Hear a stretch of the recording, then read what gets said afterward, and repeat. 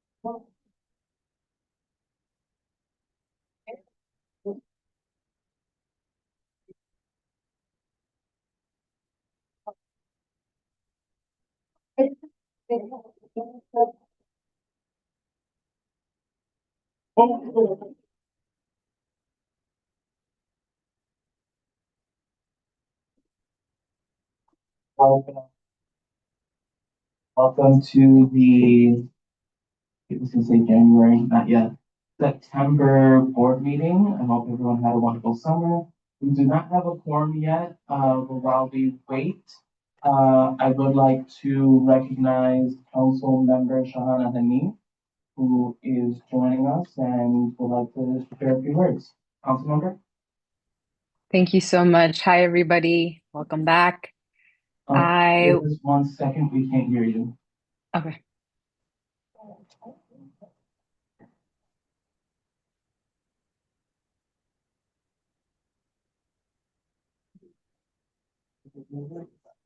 No. Try that again, Council Member? Can you hear me now? No, not yet.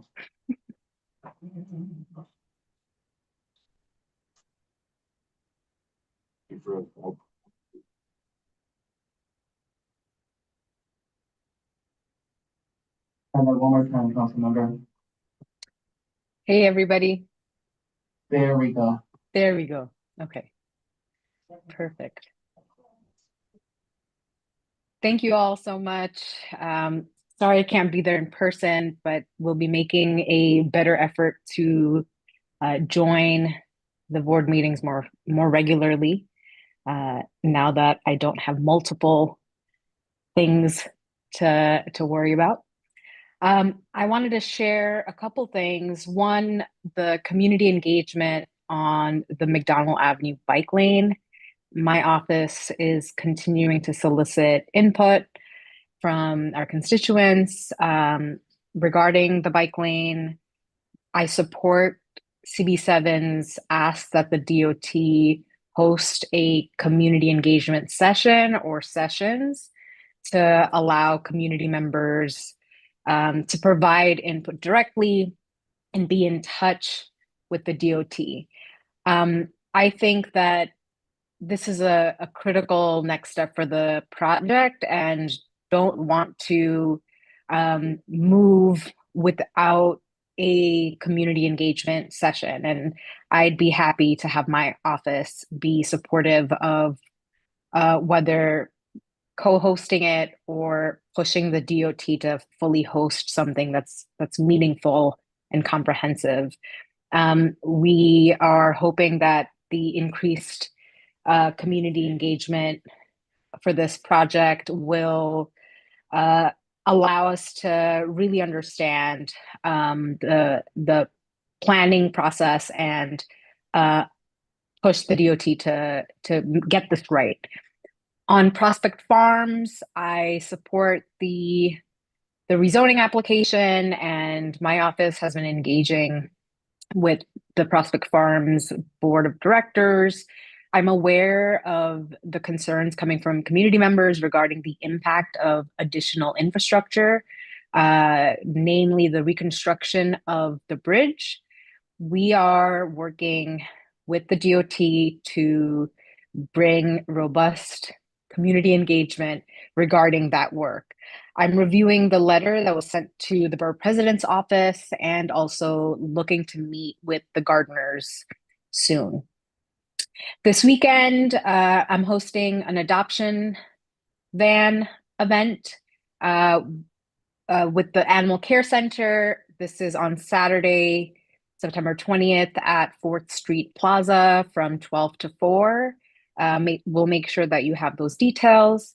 Our PTA Fun Run is back and scheduled for October 25th. This is a big family-friendly event and brings dozens of schools together to raise money for Brooklyn schools that have or had Title I status in the past 3 years.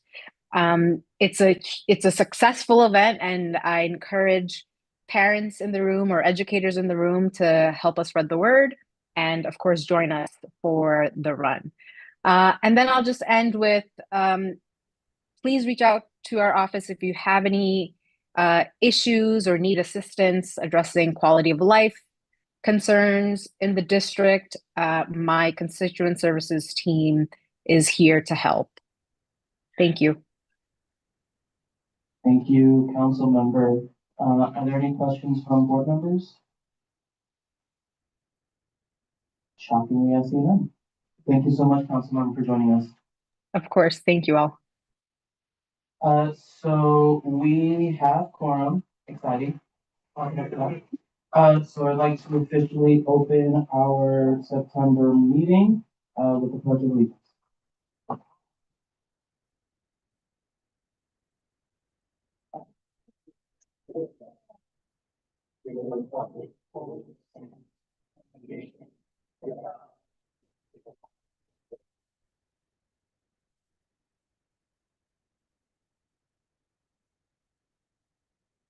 Thank you. And now we will move to. But before we go to the roll call, I just want to acknowledge Javier from Voces Ciudadanas will be offering translation this evening.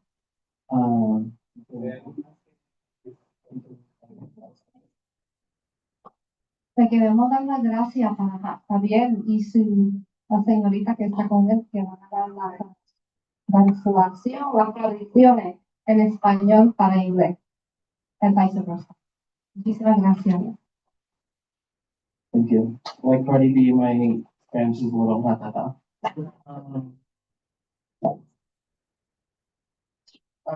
So we will move to the roll call. Jeremy? Good evening, everybody. I'll call the roll. If you're joining us online, please remember to unmute yourself, acknowledge your name, and then mute yourself again. If you are joining us online, however, while your attendance counts, you do not count towards quorum. Let's start with Diana Aguilar. Thank you. Griselle Amador. Thank you. Damon Andrade. Julia Bailey. Joan Body. Thank you. Gladys Bruno. Justin Campos.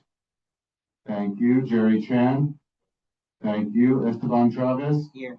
Thank you. Richard Codor. Here. Thank you. Richard, you do not count towards quorum. Carrie Conti. Thank you. Maria Cruz. Here. Thank you. Danny DeBear. John DeLuca. Here. Thank you. Sabina Morales Escamilla. Oh, thank you. I didn't hear you. I'm sorry. Cynthia Felix. Present. Thank you. Matthew Florkowitz. Jamie Freed. Here. Thank you. Ken Fung. Thank you. Xiomara Garcia. Thank you. Diana Gonzalez. Thank you. Hector Gonzalez. Here. Thank you. Hector, you do not count towards quorum. Talisha Gonzalez. Thank you. Nicole Plum. Nicholas Jackson. Present.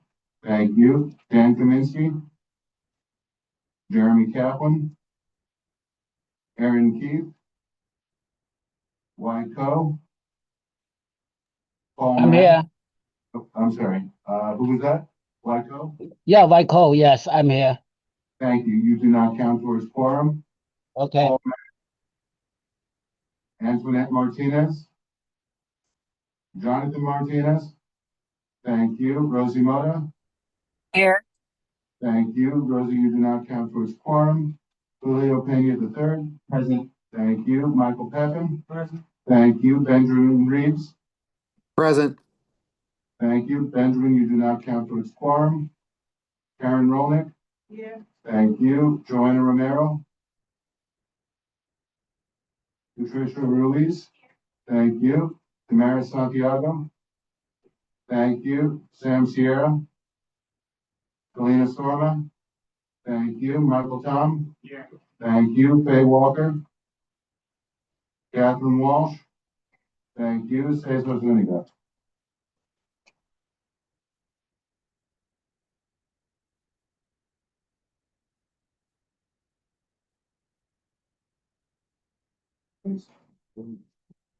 Thank you. So moving on to the adoption of the agenda with one correction. We will not be voting on the adoption of the minutes from the September 12th public hearing, as we do not have those minutes as of yet. So is there a motion to adopt with that amendment? Motion by Pat, seconded by Jerry. Is there any objection to adopting the agenda as amended? Seeing or hearing none, it is so adopted. Moving on to the adoption of the minutes from the June 18th, 2025 board meeting. Is there a motion to adopt the minutes? Motion by Karen, is there a second? Yeah. Seconded by Cynthia. Is there any objection to adopting the minutes from June 18th?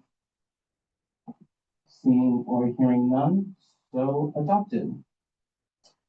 Before we move on to public comment, I do want to give the floor for a quick second to members of the 72nd Precinct, Sergeant Carolina and Sergeant Guan, who just want to introduce themselves, so please.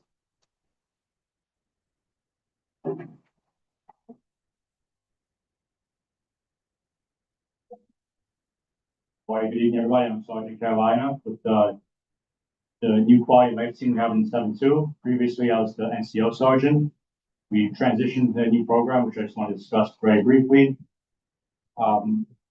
It's basically very similar to the NCO program. We're trying to promote community links with everybody, the same way we did with the NCO program.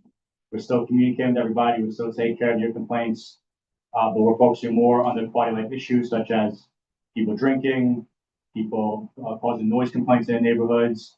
And I think a big thing that we could all agree with is the abandoned vehicles that we've had in our neighborhoods.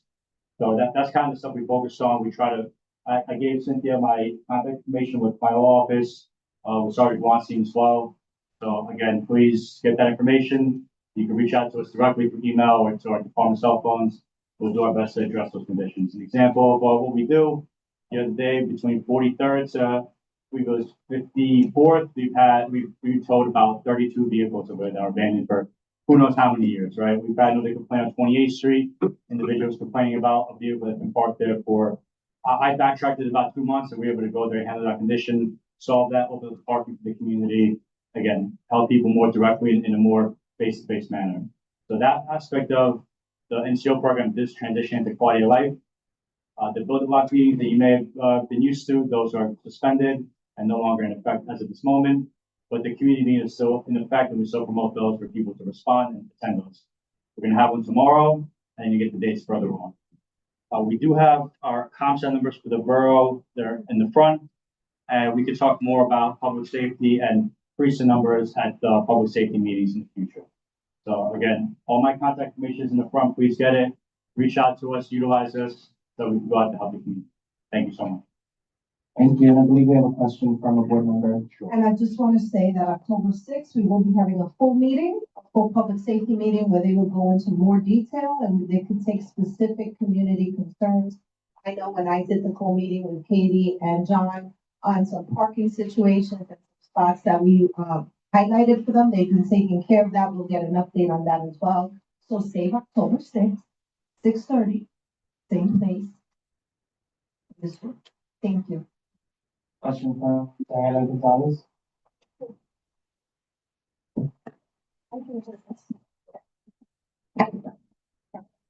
Hello, so in Windsor Terrace, we've seen an uptick in the panhandle.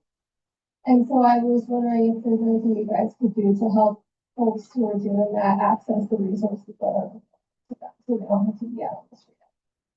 Okay, so what we have is, we use a program it's an interagency, link. It's called Community Link. So we take complaints such as that, the vending issues, mass amount of vehicles. Like the other day, we had over 30 vehicles. That's a lot of paperwork, a lot of vouchering, right, for our officers. So we use this link to get all these different departments involved, and they assist us in helping you guys, right? So it brings DSNY, FDNY, Department of Health, Park Buildings, and NYPD. We all work together under one umbrella, so we can address these conditions. They have an office where all these people are in the same room, same building, so they can communicate easier. It streamlines the process that we could address in conditions like that. If it's something that's been ongoing, we would try to use community links so we can make a permanent solution. If it's something that's like maybe a couple corners just once in a while, obviously we could try to help out with that. But it's like the encampments, right? We continue to make these complaints to the encampments team. We go out there, Sergeant Guan and myself, we will supervise the cleanups, and then we go back to recampments to make sure they don't return. A lot of these locations, of course, they do return, but it's one of those things that we have to honestly keep attacking this so we could find people the help that they need. That's the first priority, right? And then the second thing is clean up the community for everybody else. Thank you so much. Thank you so much. No question from Diane. So, should we continue putting 311 tickets in to kind of, report those, abandoned cars? That's an excellent question. So the abandoned vehicles, I think that's something that, it's better to send to us directly in an email, especially if you have like a large cluster of them. But even if just one abandoned vehicle you have an issue with, I would prefer that you just email that to myself or Sergeant Guan, and then we can disseminate it to the appropriate sector, and we could handle the condition, correct? But if you have something like a blocked driveway, something that needs a little more attention, like a noise complaint, or people like drinking in the sidewalk, I think those sort of complaints are better to be put through 301 so that you can get a response from either my team, Sergeant Guan's team, or patrol, right? So we handle the majority of these 301 complaints and quality life issues, but patrol still assists us. So for something like that, I would say reach out to us, abandoned vehicles. We love to tow them.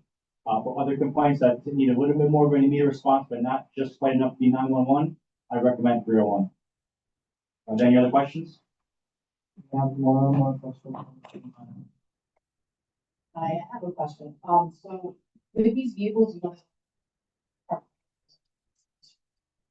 there's a lot of congestion, right? Especially from Second Avenue. A lot of commercial businesses have trucks and vehicles. They have their driveways and have space, but they're also taking public space, public sidewalks where they're parking their cars overnight, leaving their driveways open. Can you share with us what would be the jurisdiction or what can be done with the complaints about that? Because that's like a little shaded area that really doesn't really get concentrated on, like, things like that. So that's a great question. Well, you have to look at the zoning map to see if it's commercial vehicles can be there overnight. And you'd be surprised at some locations that you think is commercial or you think it's residential, but some vehicles are allowed to be there. But again, that's something that, let's be honest, no one cares about there. We don't care about the parking, people care about the parking situation, right? And something that I see and I've noticed is people hold parking spots, whether it's the food trucks or people have their bikes try to hold parking spots. What we try to do is to see if we can communicate with people that own the cars, own the bikes, have them be fair with the vehicles. Many times they are unregistered and have sort of violation on it, which we would do what's called a violation tow.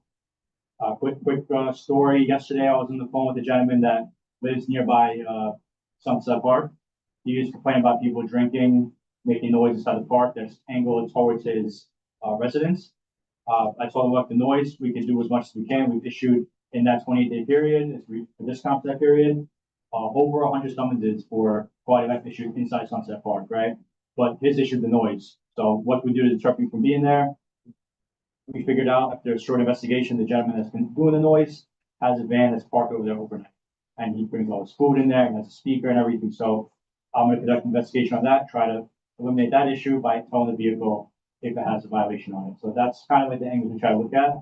But again, if you have any vehicles in question that you think are either unregistered, you want to take a look at, feel free to take a picture of it discreetly, send an email to myself or Sergeant Vaughn, give us the description of what it actually is, what the condition is, a little more than just a picture, and then we'll follow up. Give us contact information. But that's the concern, 100% do it through an email and we'll follow up.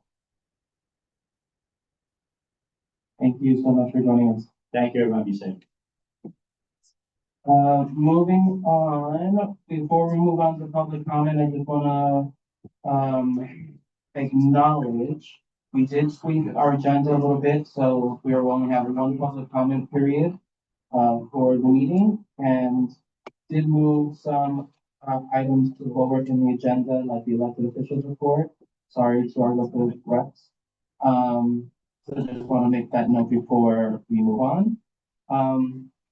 So moving on to public comment, this is for items on the agenda or anyone who wishes to speak on any item they so wish. I would like to prioritize those who want to speak for an item on the agenda. Is there any member of the public who wishes to speak on an item on the agenda? Okay. Can you come up to the microphone, state your name, and you'll have 3 minutes. Hi, my name is Jeffrey Thomas. I would like to speak on the item on the agenda on the bike lane on McDonald Avenue. I would like to speak in favor of it. For a couple of reasons, I think it's an important safety measure and important gap in our bicycle network. I feel a lot more people using bikes, a lot more families, et cetera, bring their kids to school. And I think it's a sort of clear thing that needs to be done. I also specifically want to speak in favor of it because it is, as I understand that the DOT kind of proactively going after this project and saying, this is something we want to do, we'd like to work with you on this. I have seen a lot of DOT projects stalled. I think the CB is facing a kind of unique opportunity where the DOT is enthusiastic about making this project happen. If it's not exactly the way you want it to happen, work with them, figure out how to make it work, but please continue engaging with them and take advantage of the opportunity to make this really safer. I've been on street safety walks with some of the PTAs from the schools on, I think, both ends of the proposed bike lane. And you will be surprised, I think, at how much the PTAs, the parents, are enthusiastic about interventions that make the road safer, kind of easier to walk around as pedestrians, manage, getting their kids to school safely, even at the potential expense of reducing the amount of throughput, the amount of traffic that can get through it once because it slows down speed, it makes people safer. So my sense is the PTA is enthusiastic about doing something to increase safety on these roads. I think the project is good. I think it's very well thought out, but I strongly encourage you to continue engaging with the DOT and make sure something happens in a timely fashion. Thank you so much. Thank you. Is there any other member of the public who wishes to speak on an item on the agenda? please come up, just state your name for the record, and you have 3 minutes. Thank you. Hi, my name is Andrew Matsuoka. Hopefully it's very brief. I would also like to voice my support for the bike lane on McDonald. I bike through there all the time. It's an important route to connect, like if you're headed down to Central Park or you want to sort of connect over to Prospect Park. Biking down that route feels very safe at the moment, although like I still do it because it's like the best way to go. And so I really hope that, I encourage the committee to work with DOT to move forward with this important safety improvement. Thank you. Thank you. Is there any member who wishes to speak on any item they so wish before the board? John, come up. Think you know the routine at this point? Yes, thank you. I'm John Santor. I live on 23rd Street. I'm a public member of the Land Use Committee and the Housing Committee. I just wanted to offer my thoughts on 2 matters. The first is the St. Rocco's rezoning. It's on 27th Street and 4th Avenue. The St. Rocco's Church and adjacent property is going to enter ULURP, we were told, in November. And this is going to, what the developer is proposing is to build 3 buildings, more than 200 apartments, of which nearly 70% will be market rate, and about 32 or 33% will be affordable. The Fifth Avenue Committee is involved. I would encourage the Land Use Committee and to work with the Housing Committee to discuss this issue as quickly as possible. Hopefully in October. The developer, the church has never spoken to the community. I think it's very important. The Diocese of Brooklyn has yet to speak to the community. The developer is Watermark Capital, which is also doing a gigantic building on 62nd Street. This is a wonderful opportunity for the community, not just to offer general thoughts on a housing project, but to try to find out the economics of a project like this, how much money it takes to build, how much the project could be modified based on different sources of funding. Every such ULURP is a great opportunity to get that information. And I've seen a couple ULURPs go through like this, and often the community never gets, in my opinion, never actually gets an economic analysis of these projects, and they're sort of mysteries. What is the difference between 30% affordable and 80% affordable? Nobody really knows. So, I mean, somebody knows, but I don't think the public knows. I certainly don't know. So I would encourage both committees to work together to get as much information about that project into the public domain as quickly as possible. And the second thing is, I just wanted to encourage the Economic Development and Small Business Committee to meet as soon as possible. I did send a few things to the chair of the committee, a list of questions that I have, and also a resolution concerning one of the largest projects in the industrial business zone, which is the Steiner Sequel Film Studio, which is more than 2 years behind schedule. Its future is quite unclear. The next mayor will not be Eric Adams based on all availability. It will probably be a Democratic socialist who's 34 years old named Zoran Ramdani. I think that next mayor should come back to this community and ask people if they want the 900,000 square foot film studio scheduled to be built on the waterfront, or if people want something different there. And I think that conversation and so many others could be facilitated by the Economic Development Committee meeting as soon as possible. Thank you very much. Thank you. Thank you, John. I believe we have a hand up from someone joining us virtually. Rebecca Schoenberg, Jones, you can unmute yourself. Hi, my name is Rebecca Schoenberg Jones. I live now on Ocean Parkway, just north of Caton, but I lived on McDonald Avenue for 12 years, and I bike to work in downtown Brooklyn every day. And I would love a bike lane. I rode up McDonald for at least 12 years until I was lightly tapped by a car backing out of their driveway on McDonald, and haven't since. So I appreciate the Department of Transportation proposing this. I think it would make my commute a lot safer, since yeah, that I wouldn't be subject to getting hit by cars. So that's all I wanted to say. Thanks. Thank you.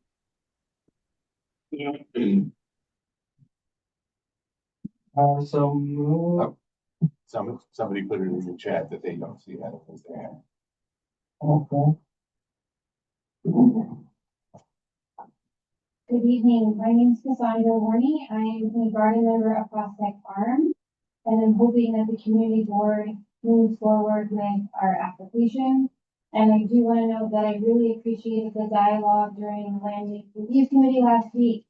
And I'm hoping that the community board can write a formal letter requesting that there be an MOU between the Parks Department and Department of Transportation related to both the land use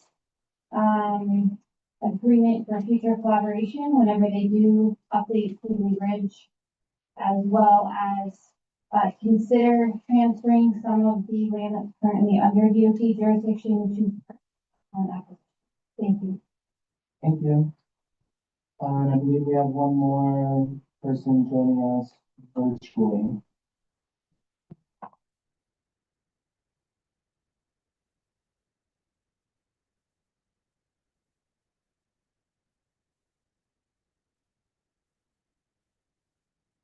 Gregory Cohn, you can unmute yourself right now. Thanks. I'm a resident of the neighborhood on East Fifth Street between Caton and Albemarle. And I'm also a grandparent with a child at pre-K at the former Bishop Ford, and regularly pick up my grandchild.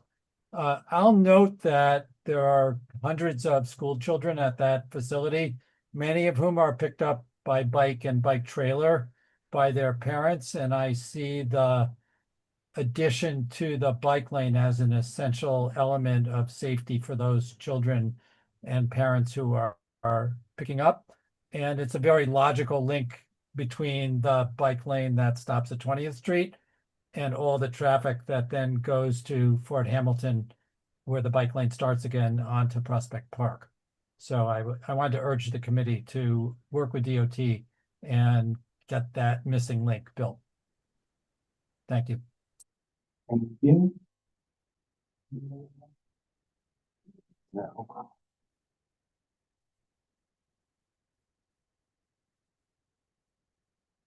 Aisha Khan, you can unmute yourself. Hi, everyone.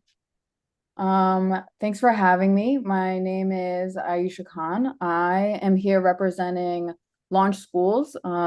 We're a Brooklyn-based school organization that has been serving students in the Brooklyn community for over 13 years. I'm here today because we just opened a new high school in Sunset Park, and I wanted to introduce ourselves and kind of like introduce ourselves to the community and get to know everyone. We just opened on the corner of 53rd and 5th Ave in Sunset Park, and a little bit about our school is that our mission is to prepare students with the knowledge, skills, and character to build a better world. A little bit more about our high school. We're a small high school. We're opening with just a founding 9th grade class right now. And we're a hands-on project-based learning school. We're part of the New York City Outward Bound School Network, so we really believe in EL education and hands-on learning for our students, getting students outdoors, getting them in nature, doing a lot of adventure and outdoor learning opportunities. And we're just really excited to be part of the community and excited to get to know everybody in Sunset Park as well. So just wanted to kind of like briefly introduce ourselves, briefly introduce the school, and really looking forward to collaborating with the families and neighbors and local organizations in the community. Thank you so much.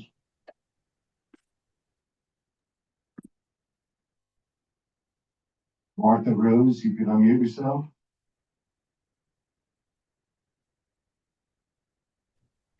Great. Hi there. My name's Martha Rose, and I live on Vanderbilt Street. And I just moved into the neighborhood about 3 years ago, but I've lived in Park Slope in this whole area for about 40 years. And I'm an avid bicyclist, and I really think we need a bike lane on McDonald Avenue. I don't use it that much personally because I really feel like we need a bike lane on Prospect Park Southwest, which is another problem. And I know that's somewhat related to Marty Markowitz's political issues.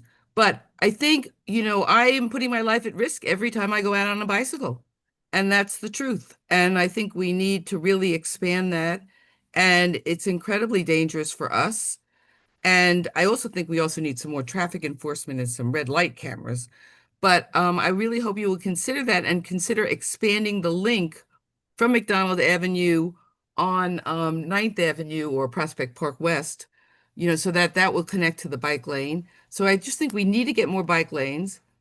And then just on a separate issue, I feel like I'm in a war zone here with all the airplanes. So I don't know what you guys can do about that and who to complain about, but they really need to change the patterns of the airplanes so that we're not constantly under this harassment. But that's a separate issue. But hopefully with the bike lanes, it would really be important to McDonald Avenue, and then I can use it and other people can use it, and it's what we need to do. Thank you. Thank you so much. Moving on to, oh, Daniel.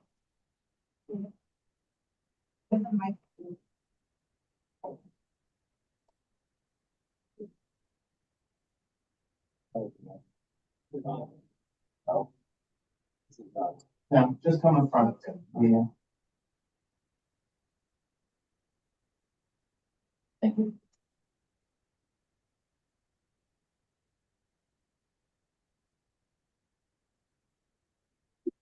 Everyone, good evening. My name is Trey McGee. I'm with Target Margin Theater. We're just down the road on 52nd between 3rd and 2nd. I'm here just to say hi and introduce you a little bit to our company. We produce experimental theater year-round. We also have programs that we offer to various schools around the neighborhood. We also have 3 shows that are coming up, opening up this Thursday, and they will be 3 different shows that I'll be performing in repertory. We encourage you to come check them out. I have brochures, I have some flyers, I also have some stickers and cards. Please come and find me if you want any materials and any more information about the type of work that we do. I'm happy to talk. Again, my name is Trey McGee. Thank you. Thank you. Moving on to our committee reports. First off, the executive committee, we did meet earlier during the summer. It was technically an unofficial meeting because we met virtually due to the heat. But we did, later on, as we noticed this evening, updated the monthly board meeting agenda to try to tighten it up a little bit. And we are working on creating a checklist for committee chairs for when they want to schedule meetings and hopefully streamline the process. And that was pretty much it.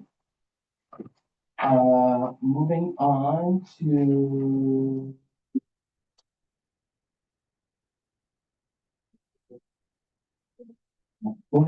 to land use landmarks. We have a presentation from Anna. Hello, everyone. My name is Diana Gonzalez. I'm the chair of the Land Use and Landmarks Committee. Last week, we held a hearing about a community garden. Right now, the community garden is privately owned by the person who owns the adjacent property.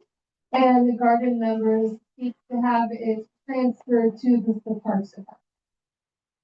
It's an interesting parcel. It's actually divided into 3 different parcels. One is privately owned, the other 2 are owned and controlled by the Department of Transportation. Access to the garden goes through one of the Department of Transportation lots, and there is a right of way. The garden members seem to be unanimous in their preference that this go to the Parks Committee, and so we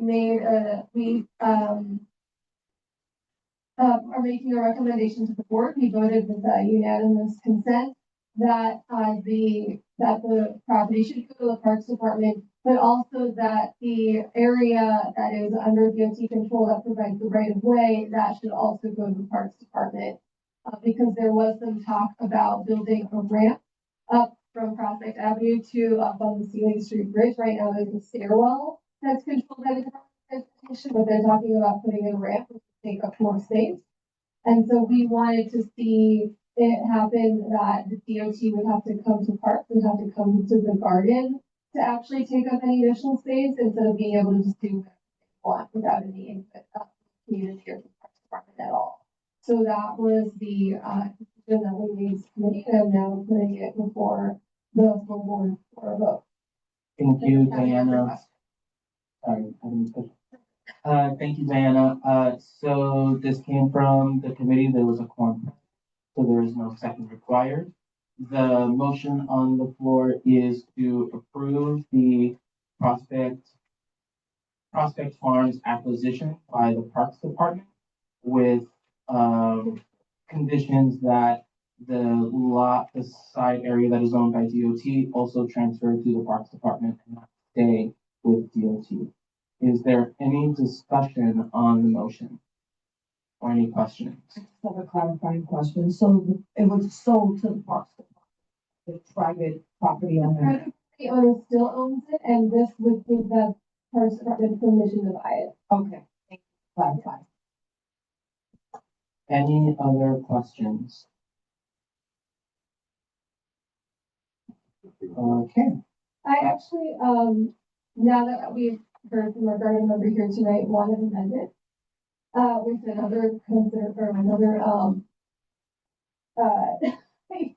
another condition that if they do not, cede control, if the DOT does not cede control of that piece to the Parks Department, that there be a memorandum of understanding explicitly stating that the garden would have full access to the space and would have to approve any changes to the current.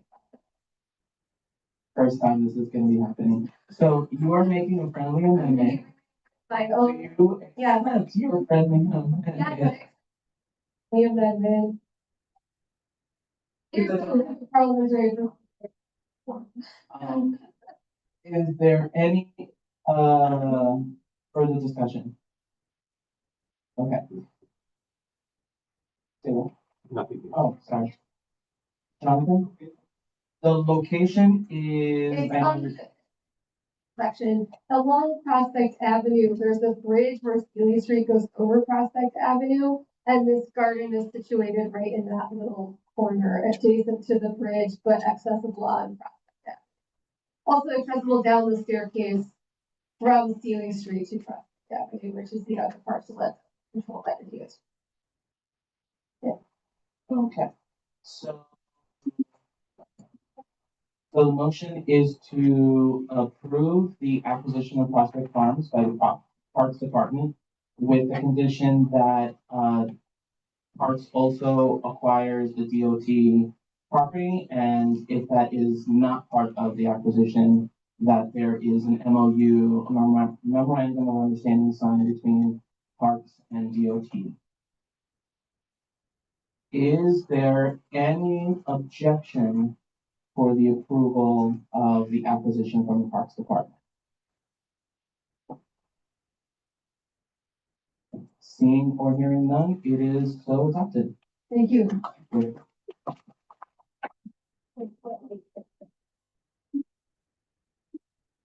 Housing Committee.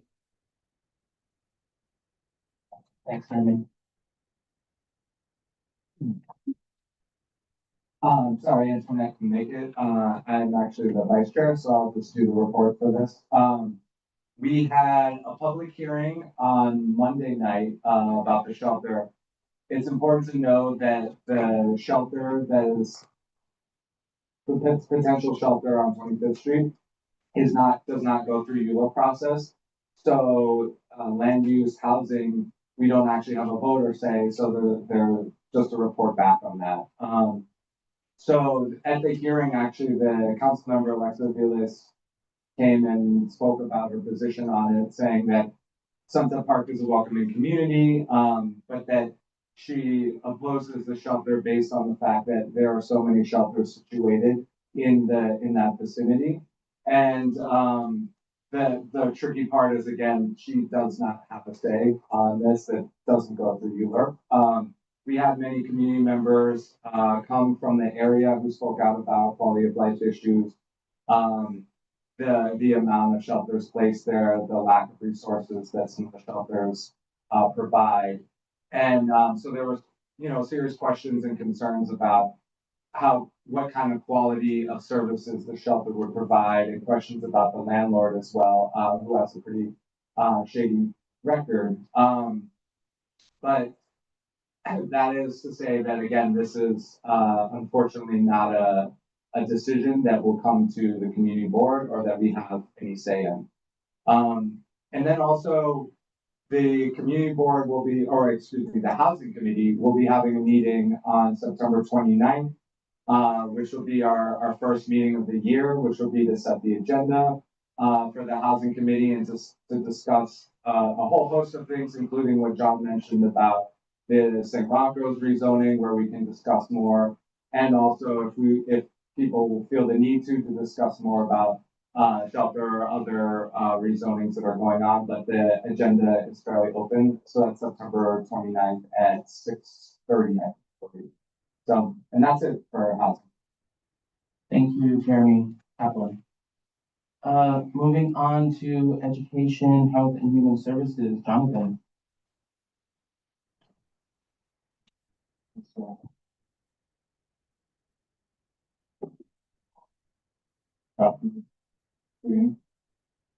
So we have our two presentations on September 9th. The first presentation that we had was with Larry McReynolds, which is Family Health Center CEO at NYU Health. And they present the new facility that is expected to open on the first quarter of 2027.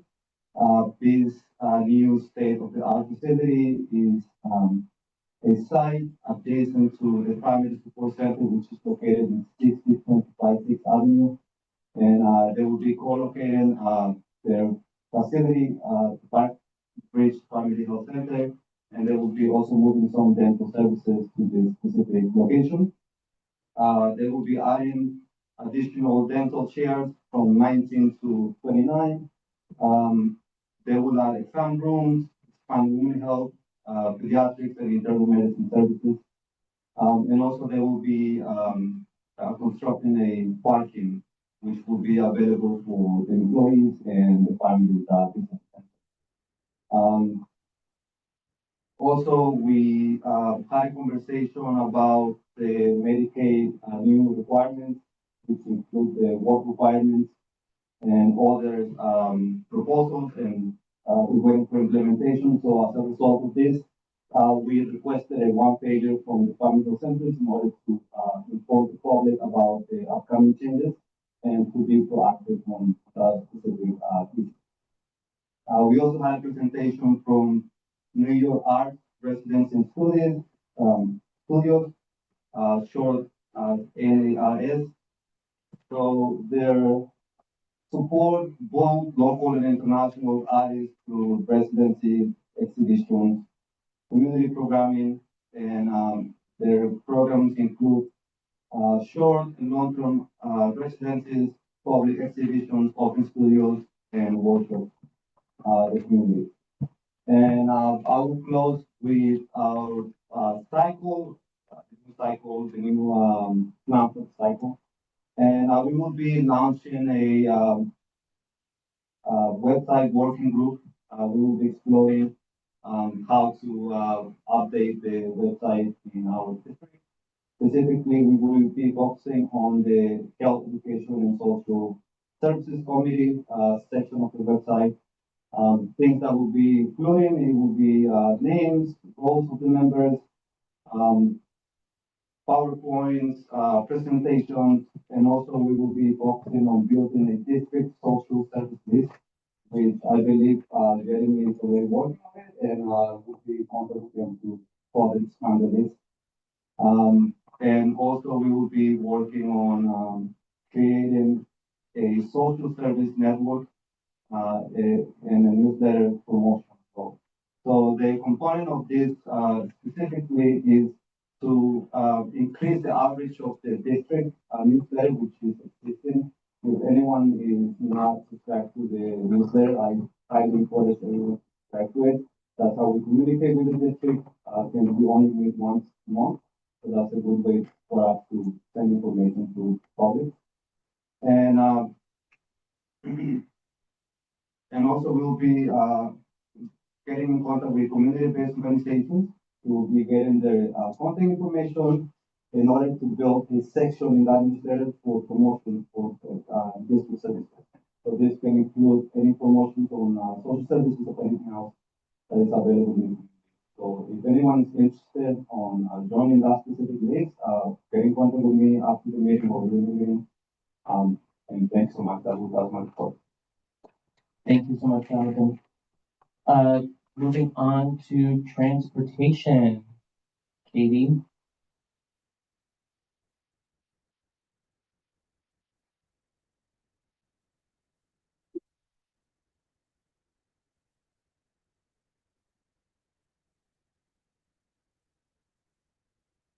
So just gonna back up. So we're reporting out on a June 25th meeting that we had that didn't officially have a quorum because it was also too hot in this room. So we got to meet virtually for that a couple times. Conditioning. So that's June 25th for those. Oh, sorry, just into them. I'll very quickly say we had a presentation on the Fifth Avenue Street Improvement project that they're working on with the extension where it starts at Flatbush Avenue and it goes to 24th Street. It includes things like extension, granite blocks, trying to address a lot of the parallel parking, double parking, safety issues that happen on Fifth. Again, in this meeting, it wasn't an official vote. We did something called a straw vote. Do when you have these meetings, and we asked the main question, or you should look from 24th on Fifth Avenue all the way up through the district. So the straw poll was to say, consider the improvement project that you're in the southern part of the district all the way up to this Community Board 7 on Fifth Avenue. We asked them that. The other agenda item was we had DOT also present safety improvements that they were going to make at 65th Street and 3rd Avenue. So it's underneath the PQE, you've got the ball field, ballpark. There's a lot going on in that intersection. And a lot of the issues that we have with street safety, legal turns, everything that happens there. So DOT came and they shared a design of changes that they were going to make just at that one intersection. So again, we asked them additional questions about that, what included these curve extensions to toolbox to make things safe. They said it was not connected to the larger request for the improvement plan. It was just going to be a spot fix at 65th and 3rd, and they were going to start as early this summer. Nothing has happened yet. So we'll be following up with them on that. We also heard from the Department of Design and Construction, who is responsible for fulfilling the work of the way. And they talked about the section Hamilton Avenue to 29th Street on 3rd Avenue. So in 3rd Avenue between Hamilton and 29th, you'll see that on the sidewalk level, there is a bike lane going in both directions. So they came and presented that, and they talked a little bit about the components that were still left. They said it was going to be done soon, and that they would do a walkthrough. So we have followed up with them, and they said that they would do a walkthrough with the Brooklyn from Hamilton Avenue to 29th Street in the fall at some point. They've requested, the Department of Design and Construction has requested DOT percentage. That's one of the main things that businesses and others who are asked for. We can see it on the sidewalk. There's people and businesses they've asked for. We hope to do this walkthrough and then give people a chance to experience it and then ask questions. And the last agenda item for that meeting in June, which is the horrible timing of this, is just to say we had a follow-up at our June 25th meeting about the fact that Department of Transportation has stalled the Third Avenue street improvement project. So this was a sign that this board had voted on. And on July 11th, 2 of our neighbors were killed on Third Avenue, who were trying to access City Harvest Services, which is an organization here that provides food direct services. These two neighbors, Mr. Lin and Mr. Chen, early in the morning, who were going there, and this is on Third Avenue. I want to, kind of call out that this board continues to call on and partner with the organizations, the neighbors, the residents, the elected officials here. We need to fix Third Avenue. And we are going to continue to push for this, whoever the next mayor is and whoever is in charge of this next administration. Okay, so our next meeting that we had was the one that was in September 3rd. The agenda items that were there. Just to highlight, the New York City Ferry had proposed route changes. So for here in our community, the ferry is down at Brooklyn Army Terminal at 50th Street Avenue. There is a proposed change that they had put out to the public for comments added on our agenda to collect ideas. The proposed change would take Sunset Park off the stop for South Brooklyn. So it would take Sunset Park, Brooklyn Army Terminal off the stop at the South Brooklyn. So it would keep Red Hook stop, it would keep Atlantic Avenue and others, and take Sunset Park. So that was one of the implications. There were a couple of other things that we talked through, but that is our agenda item to talk through the feedback that the community board had on the New York City Ferry. And we didn't take a vote, but what we did is we collected all the comments and then we sent a letter to New York City. Ferry is owned and operated by EDC, Economic Development Corporation, not the Department of Transportation. And we sent a note to EDC requesting that they not remove Sunset Park from the South Brooklyn stop on that line. And then I will get to the last two things here from our September meeting. McDonald Avenue. So I'd like to just address this and say that we, again, have been very clear and very on the record, and I will state again that the Department of Transportation needs to host a public meeting. The summer started, we made that clear. We received comments, we followed up with them. They have not given us any indication of when they're going to host a public meeting. So again, we partner, we are asking other elected officials and organizations here to on McDonald Avenue and the proposals that are suggested there.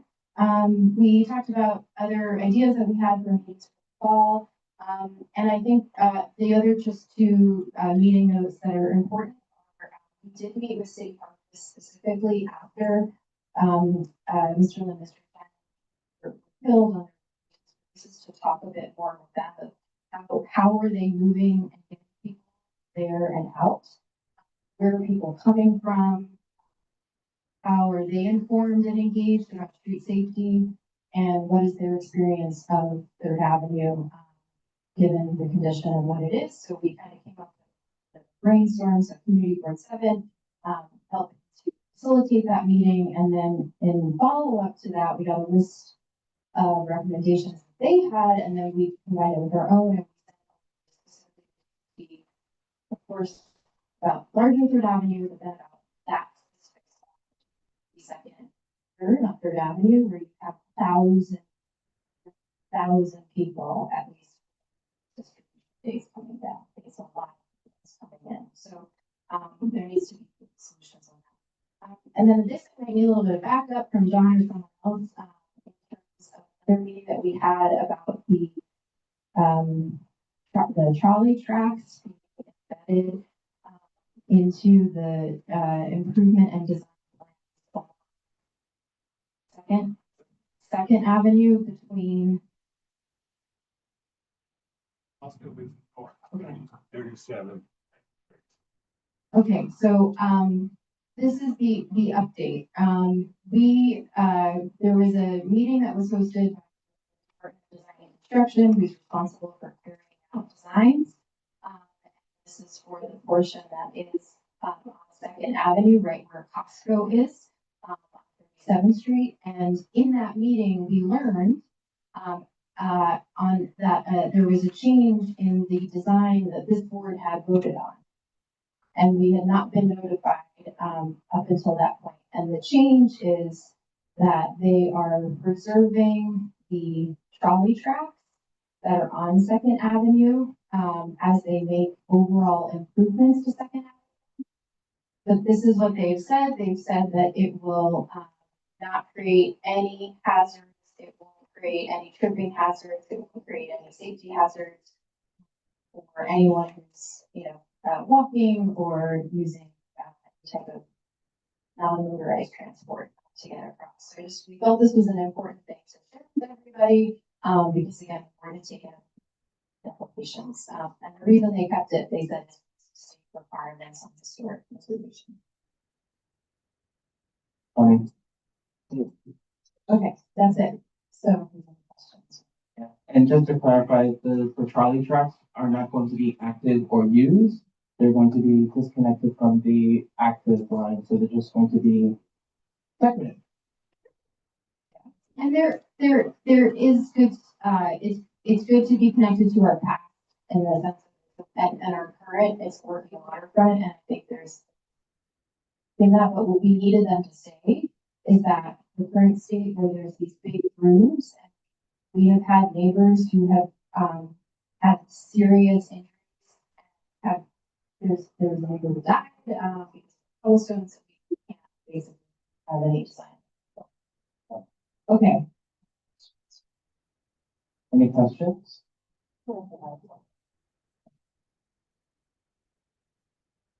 I just wanted to add that you mentioned that streets and main concern. City Harvest is there. Second. They do have long lines. Other than that, so I see a lot of people crossing the street. I also just wanted to add that there is a sign that there's no commercial trucks that should be going down that actual street. There is a sign, and we tried to get News 12, including the police department involved. All we were able to get was just a no truck sign only for local deliveries, but it continues to happen, and that is a safety concern that I would say not only as part of the community, but also for people who are there in that specific area. And if there's something that can be done or addressed, that would be great.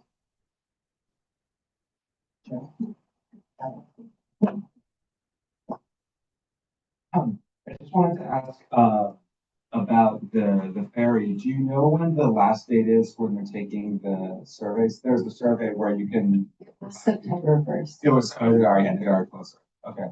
Have they said when they would come back with a response about the ferry? They didn't, and if you just were to go and look, I think you can't see the schedule. And so the question is whether or not we get a response and what that.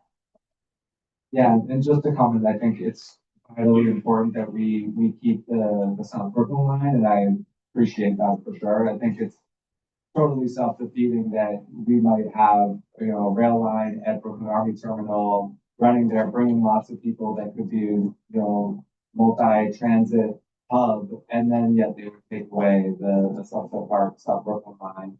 And also, I suggested I went to one of their hearings, that they actually flood the Coney Island stop, and that was $10 million that they, messed up on that stop. But I think that they should revitalize it. They said they had no plans. They don't have an idea of what happened.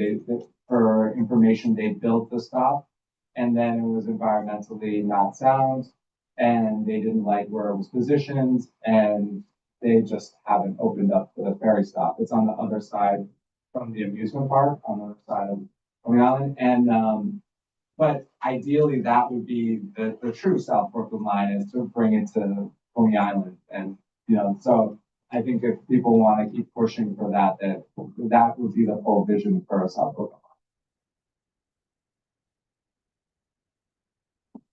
Any other questions? Okay, thanks, Katie. Moving on to our second roll call. Hello again. When I call your name, I'm only gonna call people who were not present for the first roll call. So if you don't hear your name, you were already marked present. If you are joining us online, please make sure to unmute yourself, acknowledge your name, and then mute yourself again. Damien Andrade, thank you. Julia Bailey. Gladys Bruno, thank you. Danny DeBear, thank you. Matthew Florkowitz. Nicole Long. Dan Kaminsky, thank you. Jeremy Kaplan, thank you. Aaron Keith, thank you. Paul Mack, thank you. Antoinette Martinez, Joanna Romero,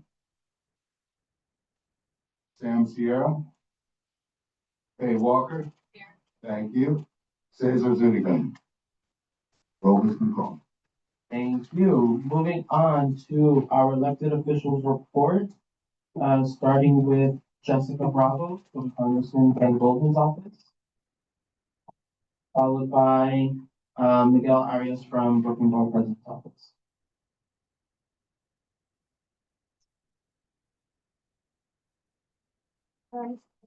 Hello, good evening, everyone. My name is Jessica Brown. I'm with the Office of Congressman Ben Goldman. It's great to see you all, and I'll be very brief. There's the only update I have is that like we previously talked about how different members of Congress have been like blocked from accessing the Metropolitan Detention Center. Congressman Goldman, with a couple other elected officials, members of Congress, for the lawsuit against the Trump administration over the distinction of refusal to access the facility. Although this is like a right, and they don't need any like they can show up to this facility unannounced. They've been denied access to. So yeah, this lawsuit was failed, and I think that is my only update for today. But I'm more than happy to take any questions. Aaron? Thank you for the update, but I want to know what is Ben Goldman why doing for Sunset Park lately. Right? I mean, whatever you say is great. What is he doing now for Sunset Park? Is there any event coming up? Something? You can tell us a little bit about that. Oh, yeah, definitely. Well, the Metropolitan Detention Facility in the center is very good in Mexico. But I think, although I don't have the answers right now, I think that I can take the information. I would like to connect you with the right person that can provide you like an answer for sure. Mm-hmm. And also, I will make sure to, bring like more updates that, well, more updates that involve the first person. So I'm more than happy to, connect with you like during the meeting or afterwards. So I can also keep it. Does anyone have any other questions?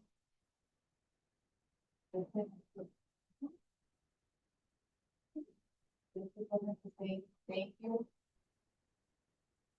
Thank you for the visit that you did to the United States Center of Sunset Park. You went to the United States of the time. All right.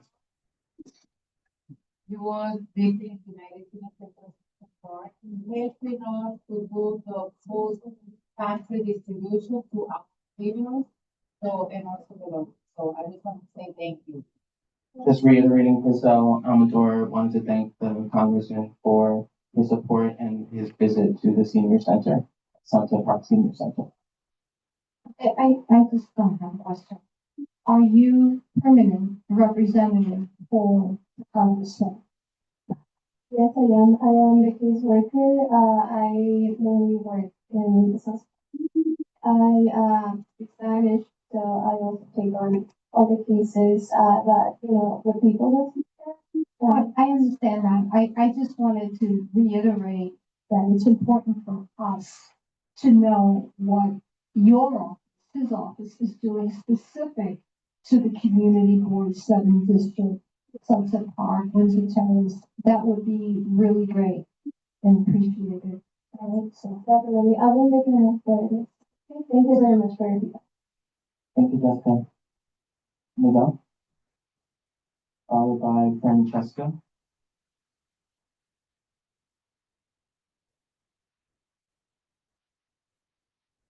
Thank you, everybody. My name is Miguel. I am the current representative for the office of the Brooklyn Borough President, Antonio Reynoso, for Community Board 7. My colleague Alicia will know what we're doing it.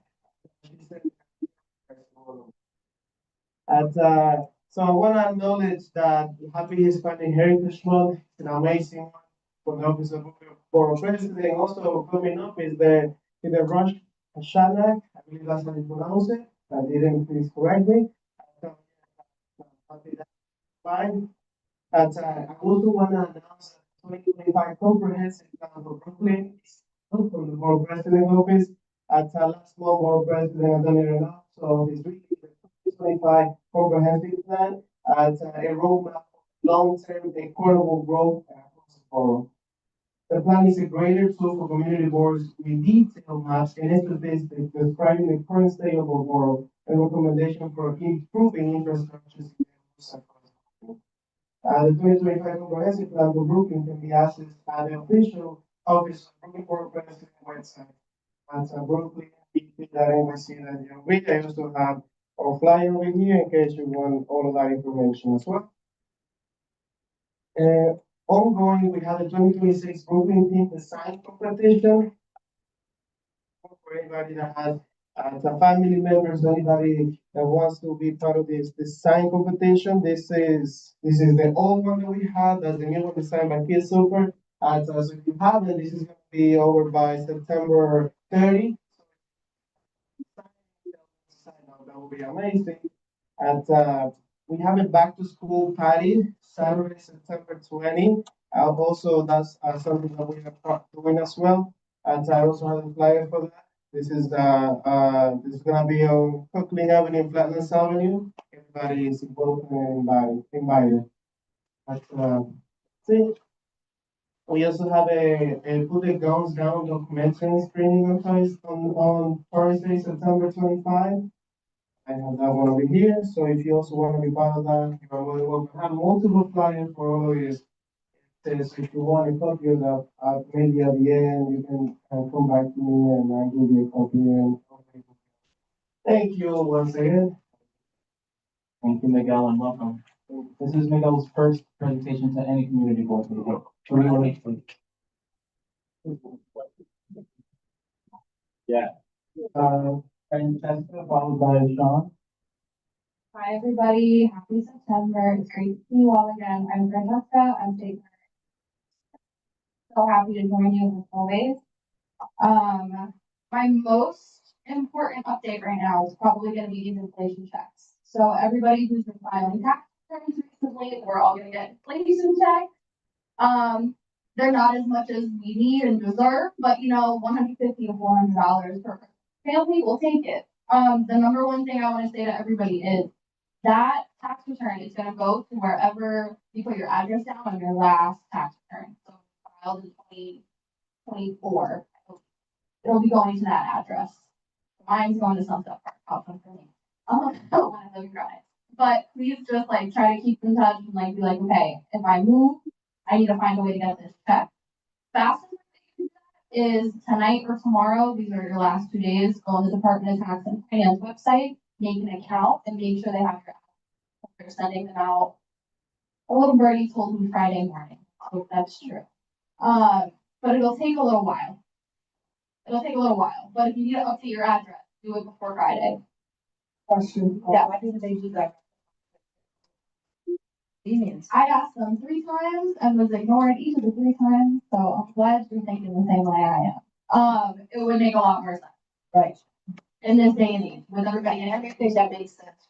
Yes, Jerry, what's up? Follow up on the, comments, right? So you tell me the check will go out, that means on Friday, Saturday, and Sunday? Wait, I'm just, no, I know. That means there will be increased mailbox theft, right, in the neighborhood. Right, the state kind of thought about that, we have a big, huge problem here in Sunset Park. Saying when exactly they're sending it out, but I did ask them 3 times. And each of the 3 times I was told, you'll have to update their address. They can do it before the end of the week and it'll go to their new address. If you're having a problem, please email me because I could. But how do they update the address? Department of Tax and Finance, but the state department.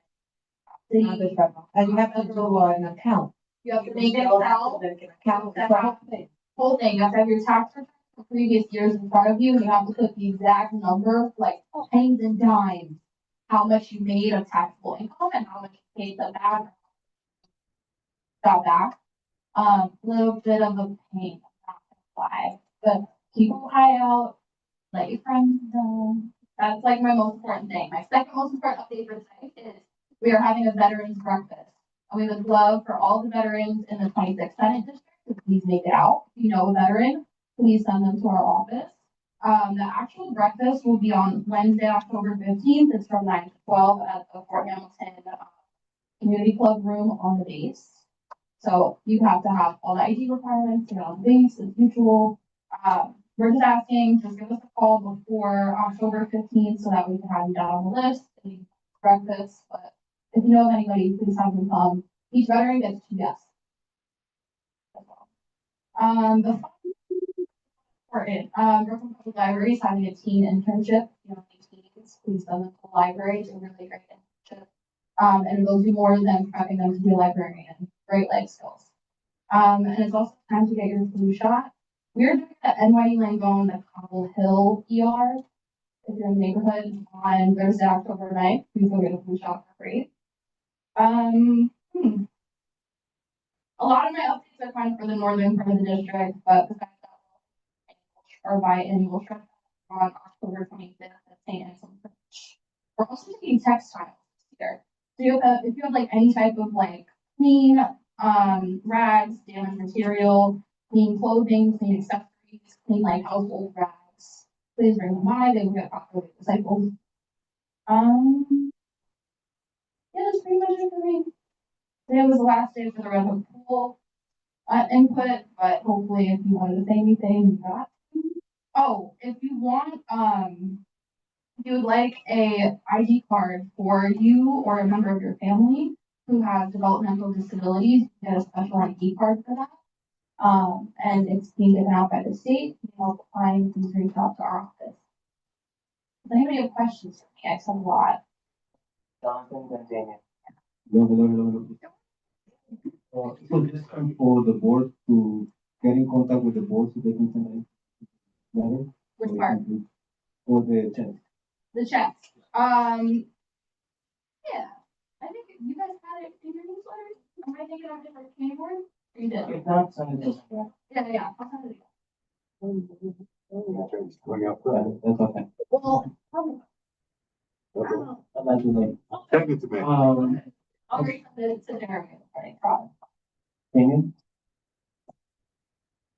Hey. I guess just like as a follow note to the senator, if you could weigh in on it. I don't know if he's aware, but Governor Kathy is trying to implement the Nessie pipeline, which is the Williams pipeline. For those who might not know it, it's a really, really big pipeline, which they got defeated back in 2019, but it's up from the dead. So I'm just like encouraging every single elected official from the state, city, everywhere, to really call the governor. It's going to be a $4.3 billion project, which if you acquire a Con Edison, I guess, customer, your utility bill will go up to pay for the line, and you won't even receive the gas. And plus, we don't really need the gas. I'm pretty sure New York already has an agreement with energy anyways. So just please relate to the senator to call the governor and please advocate against it. Because we're right on the water. We don't want the water to be green anymore. Bad enough, it's already green. So For sure, definitely. We got phone banks the other day. Please call our office if you would like me to add to that list. But I will definitely mention it as well. And also text stuff. That's it for me. Oh, I'm so sorry, y'all. We have a new special legal services flyer. I have it in English and in Spanish. Copy, to the left. And it's mostly just if you're having issues. It's a more comprehensive list of things. Ways for us to go. See connected. But that's all of them. We'll take one more question from Pat. Question and a comment. The question is, on special ID for disabled people, does that include children minors at age of 6?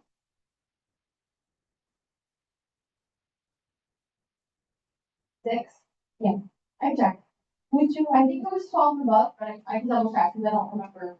I would appreciate it. And the second is just, congratulations to the senator on the birth of his new baby from the school. Yes, baby girl started into the world on Sunday. She's really cute. He's really busy and he's gonna get home most of the time, but he's still available. He still reads the call log every night, so please call us and let us know what you're thinking. Thank you, Francesca. Sean from Assemblymember Carroll's office, followed by Kenneth Chu, making his return to CB7. Hello, everybody. Thanks for having me. I'm Sean Girl from Senator Carroll's office. I don't have any news about checks to give you or free money, but I do have other good things. At our office at 416 7th Avenue between 13th and 14th Street, we're giving away free daffodil bulbs every day, Monday through Friday from 9:30 to 4:30 p.m. Come with a bag and you can take as many as you want. Or not as many as you want. You can take a reasonable amount. Secondly, we have shredding events coming up. The flyers are out there. Thank you for printing them out. I appreciate that, but I have some more here. September 25th, we're in Prospect Heights, which is a little hike, but it's St. John's Plaza between Plaza Street and Underhill Avenue from 9 a.m. to 12 p.m. And on October 3rd, we're at that same office, our office, 416 7th Avenue between 9 a.m. and 12 p.m. That's October 3rd. If you have any questions, here, call our office anytime. Thank you very much for having. Thank you, Sean. Kenneth from Assemblymember Chang's office, followed by Edward Serna.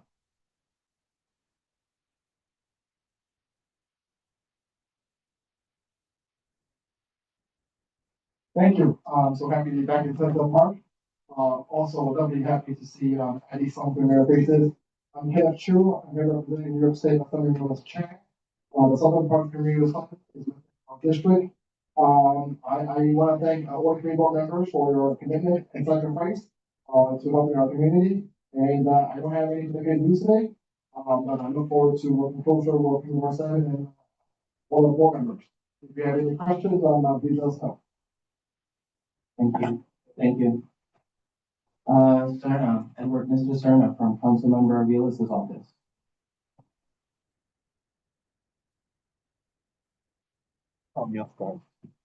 Hello, everyone. Edward Serna, Chief of Staff for Councilmember Alexa Aviles.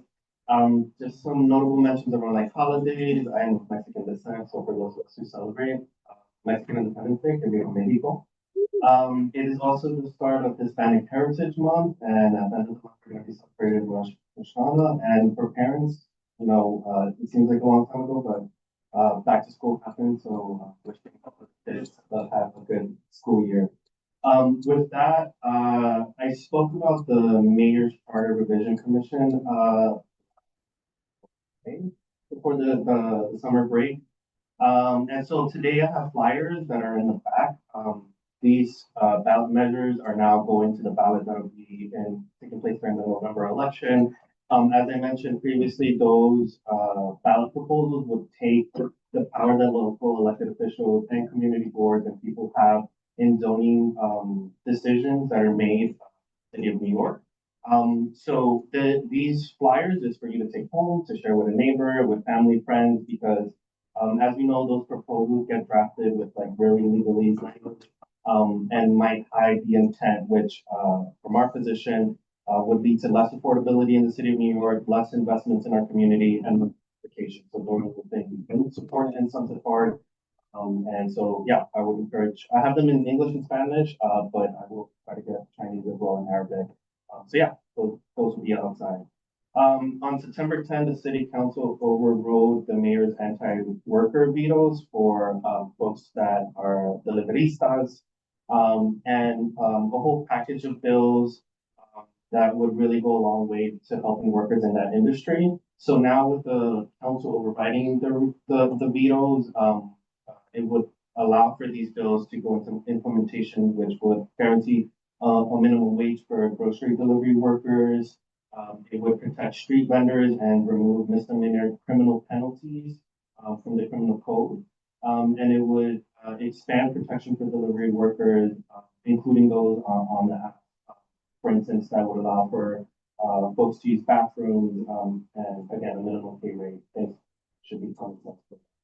Also, the council was successful in the lawsuit that they brought against Mayor Eric Adams and his attempts to ice on Rikers.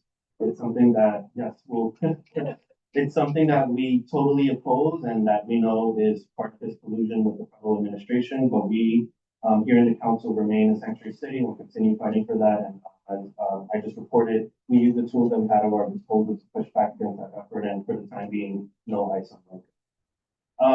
And with that, I just want to highlight one event that our office is co-organizing with someone in the community. On September 27th at 11 a.m., we're going to do a peaceful demonstration and march down Fifth Avenue. We'll be meeting at 59th Street.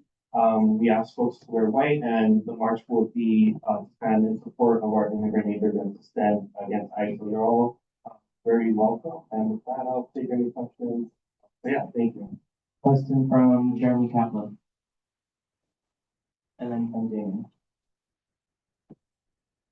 Oh, check, it's working. I was wondering actually if you had an update about the Brooklyn Marine Terminal. I've been hearing that there's been a delay for a while. Now I've been hearing that there's some movement. I'm just curious like where that stands. And also I know that Alexa and Marcella are strong no votes against it, but I've heard things about some other reps who are reconsidering, like Andrew Menard, actually is a guest vote. So could you provide an update about the Brooklyn terminal for Red Hook?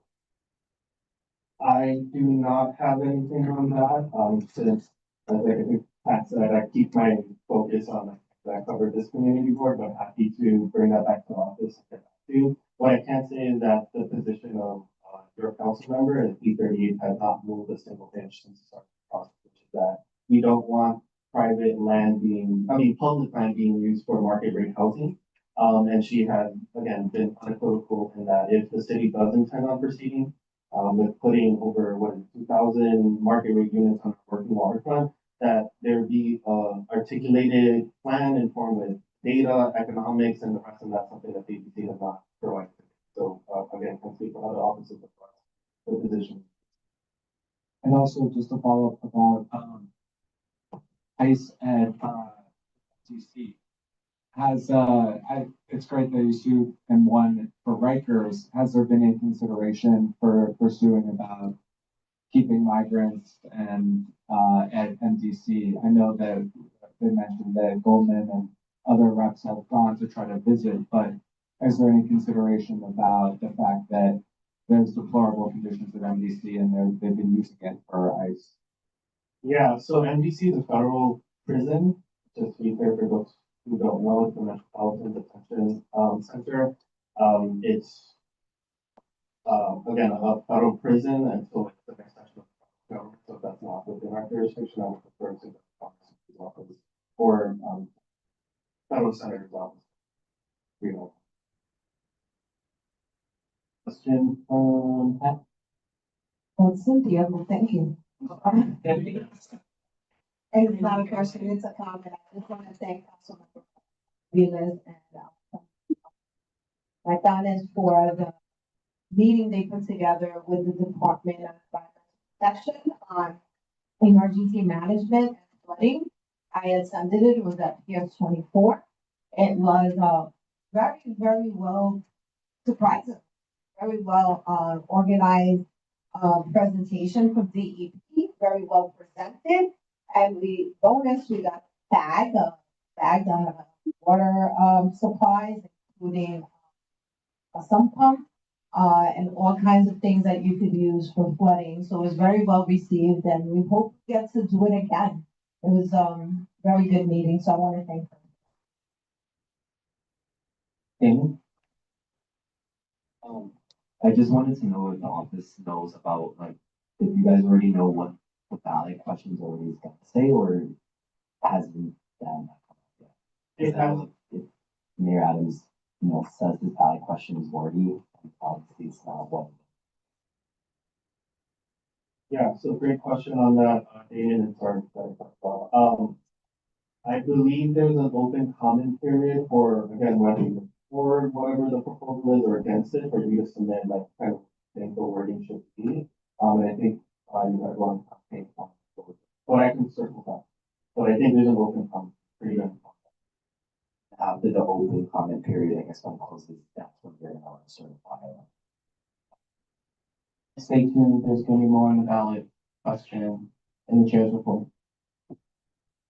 We have our assembly members here, so I'll just quickly say that also passive that we did was a September 11th visual and September parking. I just want to shout out to Roscoe because she has been taking care of the 9/11 memorial for years and putting that together and did it quickly. So for everyone who turned out Gary and others, again, thank you for your little key contributions. And we see some of you. Thank you. Thank you, Edward. We are joined by our assembly member. Do you need a second or do you ready to come up? Thank you. Go for it. Feels like a long time since I did. So I'm State Assembly Member Martha. I'm being joined by my chief of staff, Emmett. So he's has the report back prepared. I'm gonna let him speak and then I'm just. Yeah, definitely. So again, we're excited to be back here again from summer break. Really excited to see a couple of new faces, but a lot of familiar faces. We hope that everyone had a restful summer. We know there's been a couple of things that have been kind of bubbling in there, but the last couple of weeks, months, there's a lot of questions regarding, especially around immigration, housing, what's going on, especially with what Amy mentioned, and recently with the NESD pipeline. In regard to that comment, we have signed on to a letter of opposition, and a letter of support that was submitted to County Local. This is another letter that's been submitted by the environmental, the committee chair of environmental conservation. On that thing, we know that usually when these pipelines do get approved, people's utility rates go up because holistically, whenever there's projects being done throughout the state, regardless of where the project is located, collectively, unfortunately, through state law, everyone has to pay a portion of their utility rate. So there's different options that are being that are available. One of the laws that we supported heavily 2 years ago was the Public Renewables Act, which transition public private utilities to public utilities that are democratically owned and looking for renewable energy as a source to make sure that at least people have an option to decide what kind of energy source we have. So that's another option. We know that the hearings are coming up soon for people to testify, but also to hear about the Con Edison and I believe National Grid's proposal to the state to increase the fares for utility payers as well. We also want to thank the Councilwoman's office for helping us organize the 9/11 visual along with team board and local members on office vehicles to provide a proclamation for Sergio Ortega for the work that she's done and for maintaining the memorial grove. So we're really fortunate to be joined by community. And with that being said, there is a action in the neighborhood that's being planned with the council member's office on the 27th. Basically a rally to basically stand up against ICE. We know that they have taken a strong presence in throughout the state, especially in the south, outside of New York City, but also within New York City. So we want to we're asking people here if you have the capacity to comfortable enough, please join us for this visual that's happening on the 27th, I believe. My colleague here, I work with the council member's office, has flyers. We also have flyers at all if people want more information. So I'll pass it over to you. Yeah, thank you. I also just want to remind folks that at the state level, we have or breakfast in school, kids that are registered in school. That's one thing that we're trying to do to be preventable. I just want to take a moment to talk. We've seen, a lot of reports. Some of it is accurate, but that's I think with what we're seeing at Plaza, when folks are going in for their checking for immigration and the way they're being snatched and the fact that, they're coming out to our communities. I am, working for pieces of legislation, at the state level, and we're trying to push the governor, to have a special session. So those of you that don't know, I spent 6 months out of the year here, in the district, and the other 6 months I spent in Albany because we're legislating and passing laws. That's usually January through June.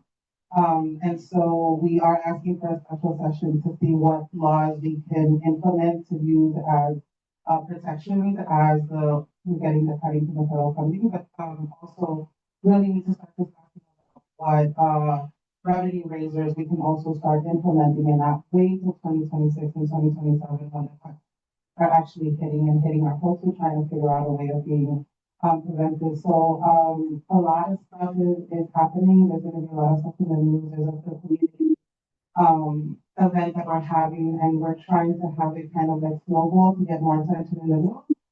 So, make sure you talk to, but also just, you're checking the social media, you can support when you can, and let us know. Let us know if you need resources. And so we want to make sure that folks are getting the wisdom that's better away. But in case the most important thing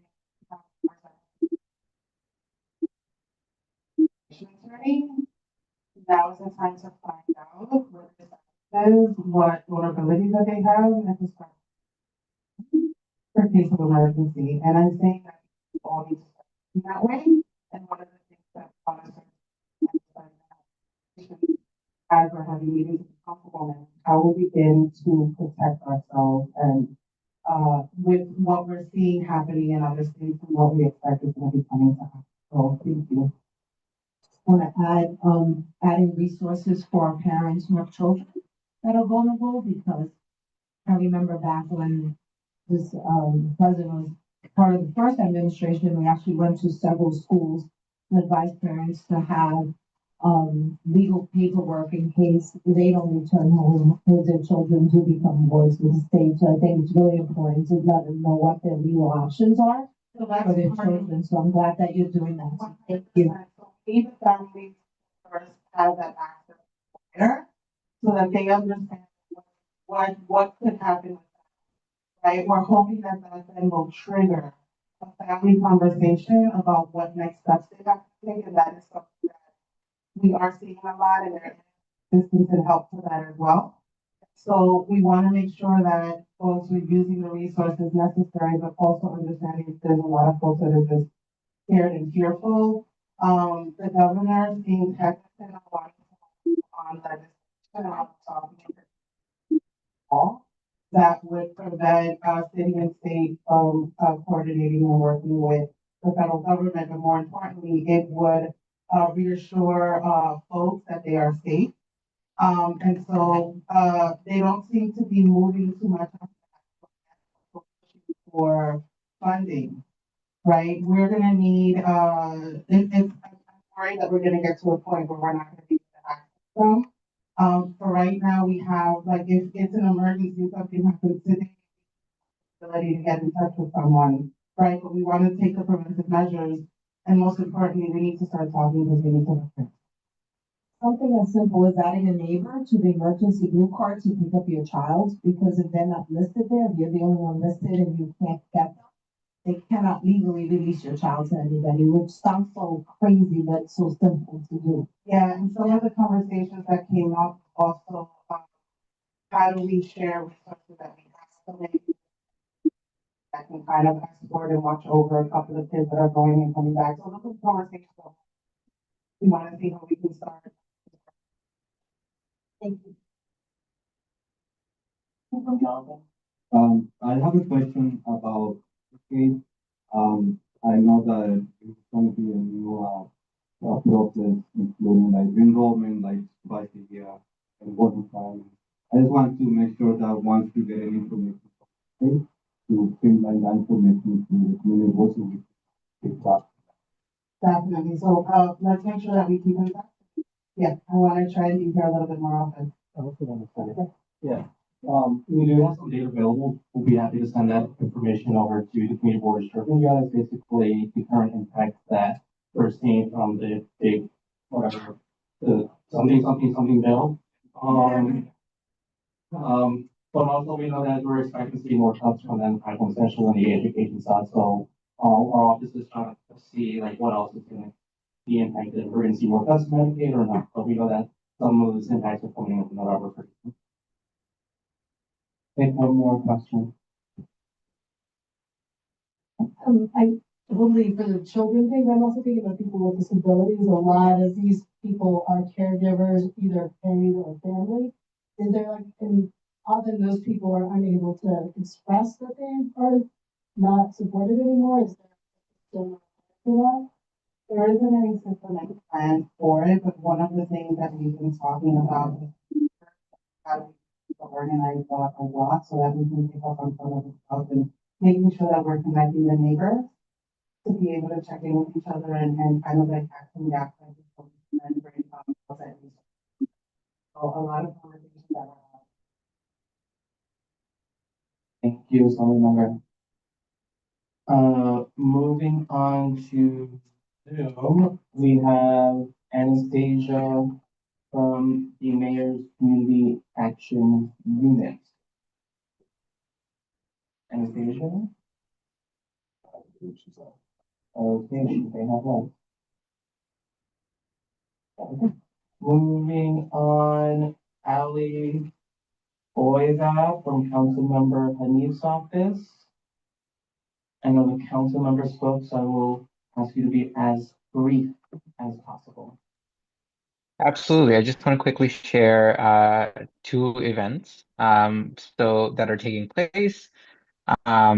Adoption Van as just a quick reminder, and PTA Fun Run that are happening during our adoption event. It's going to take place on September 20th at 4th Street Plaza, and the Brooklyn PTA Fun Run is something we do to raise money for PTAs around Brooklyn. But I just wanted to put that as a reminder since Councilmember Hanif already spoke. Thanks so much.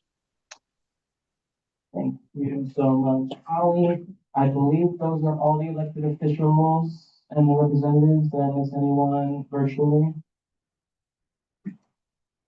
Nope. Okay. Moving on to the chair's report. I'm gonna try to be as brief as possible.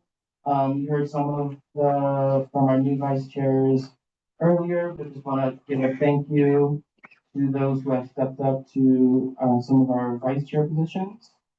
Esteban will be joining the Parks and Environment Committee. You met Jeremy Kaplan, who's joining the Housing Committee.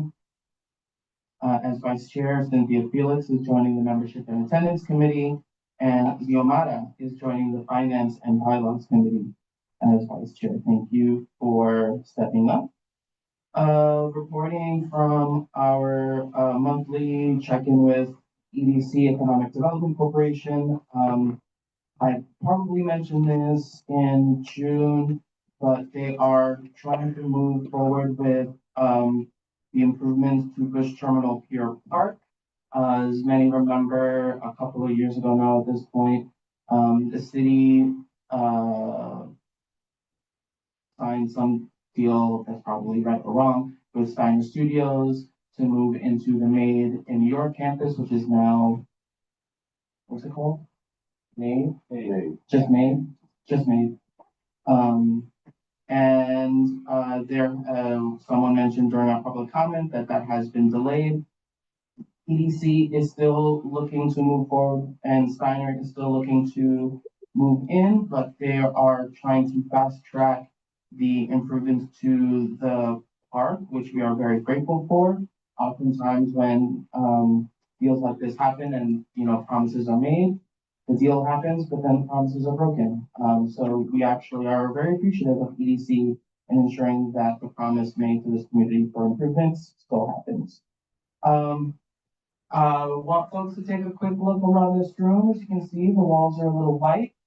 We're excited to be announcing in coming weeks a art exhibition contest. We're going to be asking our local schools and students to submit artwork, and we'd like to have it rotated in our office and our boardroom. So we're very excited about that, and stay tuned for a flyer. We'll email out to board members, and obviously it'll also be in our newsletter. A couple of weeks ago, myself and Jerry was there. We met with CPC, Chinese American Planning Council, the elected officials, and the family members who unfortunately were the family members of the tragic accident on 3rd Avenue earlier this month. It was a hard conversation, but I think it was a very productive conversation, and we're really hopeful to finally get some action from DOT on 3rd Avenue. So stay tuned for that. It was mentioned by Edward Cerna from the Councilmember's office about the ballot initiatives that will appear on your ballot this November. We are looking to host a meeting with land use, housing, and probably another committee that relates to the proposals, and have someone from the Charter Revision Commission present, as well as stakeholders who are interested in speaking to us about the proposals. Oftentimes, these proposals don't get a lot of attention and a lot of opportunity for people to hear about them, so we're looking forward to have that. One kind of reminder, this is for our board members, in relation to the meeting, the housing committee meeting on Monday. There is an organization, many members may have gotten an email from the Greenwood Heights Association. Apparently multiple, if not all board members received it. I'm not sure how they got my email address or some others. But we just want to remind board members that emails of your fellow board members are private. Board members can certainly request it for personal use, but just want to remind people the unapproved sharing of board members is a removable offense from the board. So we just want to make sure folks understand that. Board emails are private. So just want to make sure people know that. And my last announcement, I'll actually turn to Pat. I have this pet peeve of longevity on this board. And no disrespect to the borough president, but every time there's a new borough president, they don't ever seem to keep the records of how long the person has been here. So I put together, and you are welcome to have a copy of it, of all of the current board members here, who they were appointed by, what district, the year that they became a board member, and the expiration. I sent this out via email through the board office. A lot of you did get back to me with the year. I have paper copies for those who have not opened their emails. I'm gonna ask Damien if he could pass these around to board members only to review, or if Jerry would like to do it. Your board member, Raise your hand. If you see the year or the district or the person that appointed you is incorrect, please let me know. I think. And if you don't remember, look at who was here when you first came at the same time and get an idea. He doesn't have to be perfect, but I think it's important that folks here know how long they have served on this board, that when the time comes that you leave, thank you should be given to each of the board members. And if you look in that thing, our last long-term was Pete Sapio. The next long-term person here is Joan Body. So that goes to show community service, why we're here, because we want to be here. And it's important for us to acknowledge that to each one. So I hope you'll take that back. I will be sending the Excel sheet to Jeremy and Maria and Natasha, and it'll be their job to take it over. And if anybody ever forgets, when you start it, call them up and they'll give you that information. And I'm sorry, I want to do this on my own. The agenda was changed and I'm glad. And I just want to say thank you to all of the elected officials and all of the reps that are still sitting in this room. So thank you very much. Thank you. Any questions on the chair's report? Okay, moving on to the district manager's report. Good evening again. My two big items were about Third Avenue and about Bush Terminal Park. They've both been spoken about tonight, so I'm going to skip those. I find a very short report. We sent letters in July about this, but I would like to publicly thank Council Members Hanif and Councilmember Rita Joseph. As you know, community boards do not get budget increases for operations, but both council members gave us $2,500 out of their discretionary budget, which will be used either for supplies or repairs, but for office expenses. So thank you, council members Hanif and Joseph. Next week is Climate Week. Uprose and EDC are holding multiple events in the local community, starting on Monday, the 22nd. Our newsletter goes out tomorrow morning. There are the schedule and there are links for you to find out if there's events that you would like to attend. Speaking of the newsletter, starting last week or the week before, we now provide the links to past meeting recordings for the past month. They are available through YouTube. They always have been, but we're now going to be sending that directly to everybody on our email list. So for a month's time, we'll have the link in our newsletter, and of course, it's always available forever on YouTube. The draft New York City industrial plan has just been released. The Department of City Planning will be having town halls starting on October 9th. The Brooklyn Town Hall is going to be a week later on October 16th. That's the day after our next board meeting. This information is available, including links to the plan itself. Is available in our newsletter, again, going out tomorrow morning. Since June, there have been 2 cannabis licenses received, 1 dining out application, and 26 liquor license renewals and new applications. These are all available in binders in the office for anybody who wishes to review them. And then finally, the NYPD comp stat is out on the back table. Thank you, Jeremy. Any questions on the DM's report? Okay, thank you for the head nod. Moving on, is there any old business? Is there any new business? Just kidding. Go ahead, Katie.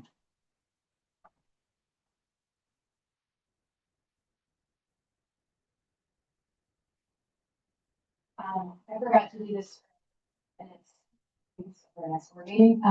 There's a street co-naming for Blas Gonzalez. Recognized Blas and supported the co-naming, and that is on Saturday, October 4th, at 1 o'clock, corner of Street and 4th Avenue. And this is a ceremony that we want to invite all community members, all neighbors to come. Saturday, October 4th at 1 o'clock, 61st Street and 4th. You want to add something? There's also one for Father Piedra, Oil PH that we also approved. I believe I'll get the date and give it to Jeremy to invite the community, but it's also in October. I believe it's the 19th, right? Because the church sent it. Yes. This we have flyers for. I think they were all picked up, so we can print more. For you. make sure both get put in our newsletter. Any other new business? Seeing none, there being no other item on our agenda, our meeting is adjourned. Good night, everybody. Thank you.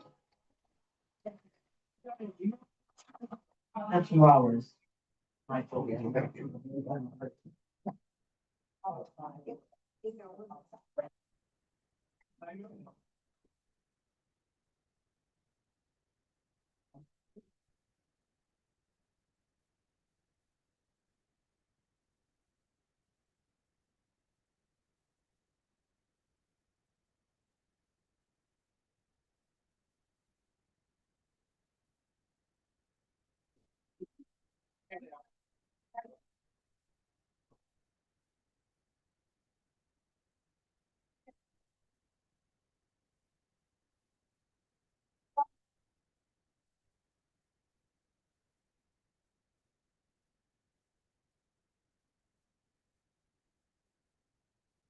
Good morning. Yeah.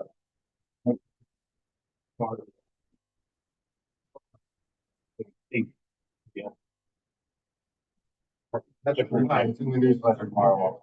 Thank you. Take that. Inside, if you just go to the office, Natasha's in there. She'll give you my business card. You're welcome.